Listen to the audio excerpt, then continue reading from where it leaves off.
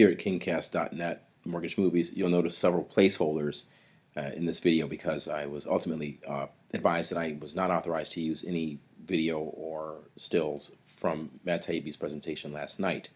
However, please be aware that there are fantastic audience interviews, and I think you'll find the presentation quite enticing. And I do hope that he produces or allows the public to view some of these presentations for the purpose of the populist putsch that will help. Why'd you come to see Matt Taibbi tonight? He tells it like it is. Okay. And what do you think needs to be done here in terms of the fight? It seems that consumers are increasingly aware of the issues, but the banks and U.S. trustees don't seem to be following the law. What do you think to do about that?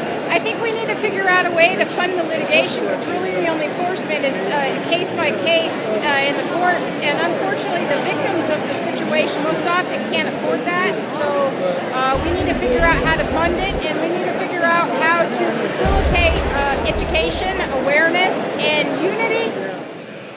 I understand you've seen some of the KingCast mortgage movies online as well. Yes, I have. I saw them when you lived back east, and you had you were in court, and you were going to be talking to some of the lawyers out in the hall. Was that you? That was me. That was you. Small world. Now here we are in Seattle.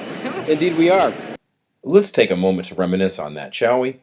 As you can see from this 2010 mortgage movie excerpt, Matt Taibbi and I have been on the same chapter for quite a while now, although our pagination is somewhat different.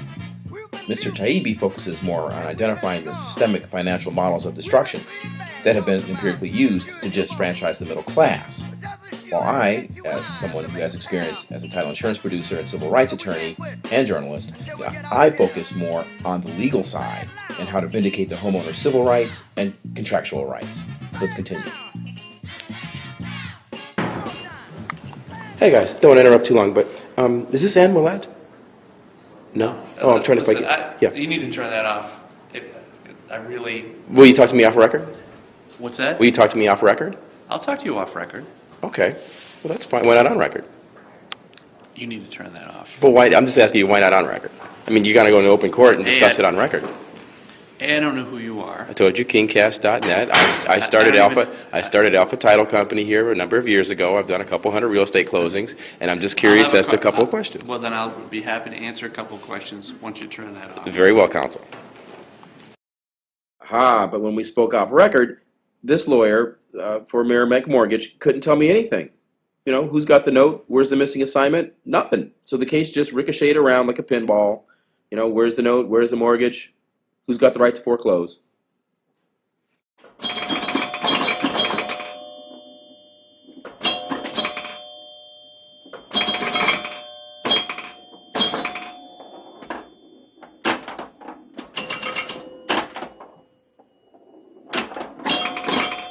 Indeed we are. And what do you think needs to be done now in terms of making the judiciary recognize the abuse and making sure that the judiciary and the U.S. trustees follow the law? Well, here there needs to stop being these non-judicial foreclosures where no one looks at the paperwork. I don't know what it was like where you were, but no court ever sees the paperwork in Washington State. That's part of it. There's more. We'll get to that. Okay. Then it makes it easier for both negative and positive influence to get to judges at the same time. Well, the problem is, though, you come across certain senators, like, I'll name names, like, for example, Kelly Ayotte, where I used to live in New Hampshire. She's basically bought and sold by Goldman Sachs and all those guys. So that, you know, then you have that issue, too, and, you know, what do you do with that? That's right. And so, you know, we're in hell. We're in hell.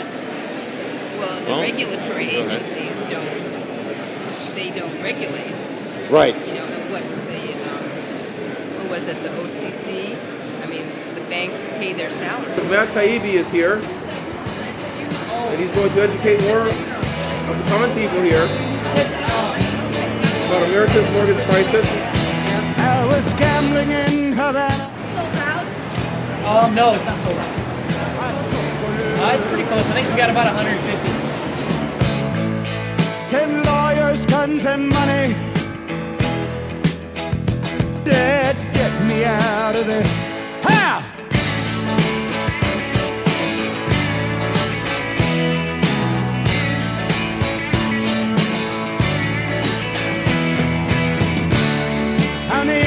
innocent bystander. Somehow I got stuck between the rock and a hard place, and I'm down on my luck. Yes, I'm down on my luck. Well, I'm down on my luck. At KingCast.net, Mortgage Movies. I've got Marilyn with me. Hi. Marilyn, what made you come out tonight for Matt Taibbi? To hear about the greed and what's that he's investigated with the Wall Street, with the mortgage, the predatory lending. How you doing, sir? Good. Chris King with Mortgage Movies. I'm here with, who are you, sir? My name's Nathan. Nathan, are you a native Seattleite? No, I was born in California. I've been here a while. Well, what brings you out tonight? Again? Yeah, I'm wondering what Matt Taibbi what he thinks should be done. I noticed you just asked another interviewee, what do you think needs to be done about the problem? See, I want to know what Taibbi thinks should be done about the problem. He's reported on a lot of really, really important topics. I want to know what he thinks the solutions are, if he's really thought that out.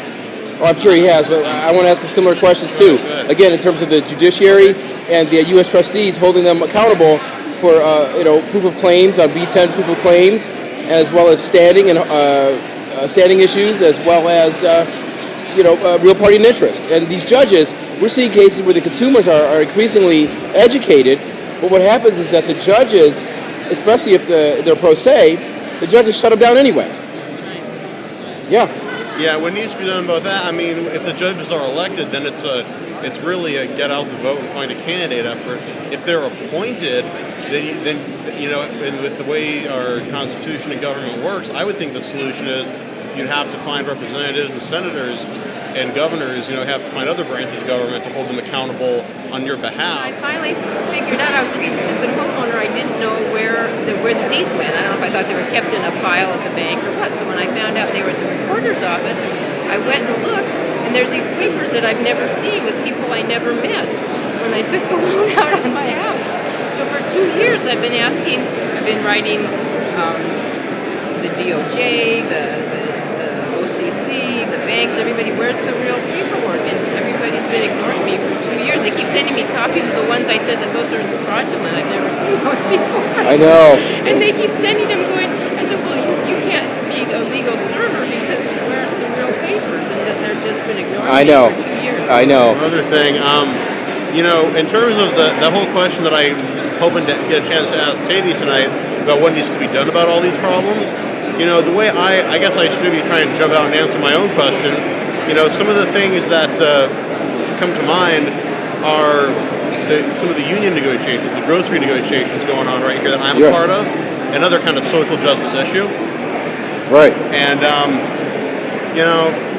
I feel they're only going to, just like the major employers, when unions bargain with them, they're only going to give them what they're willing to fight for. Same thing in a democracy. The same exact thing with the judiciary, with judicial, executive, and legislative branches of government. Unless you have big money and you can just cut a check and make campaign donations and so on and so forth, in terms of democracy and activism, people are only going to give you what you're willing to fight for. Send lawyers, guns, and money. Dad, get me out of this. Ha!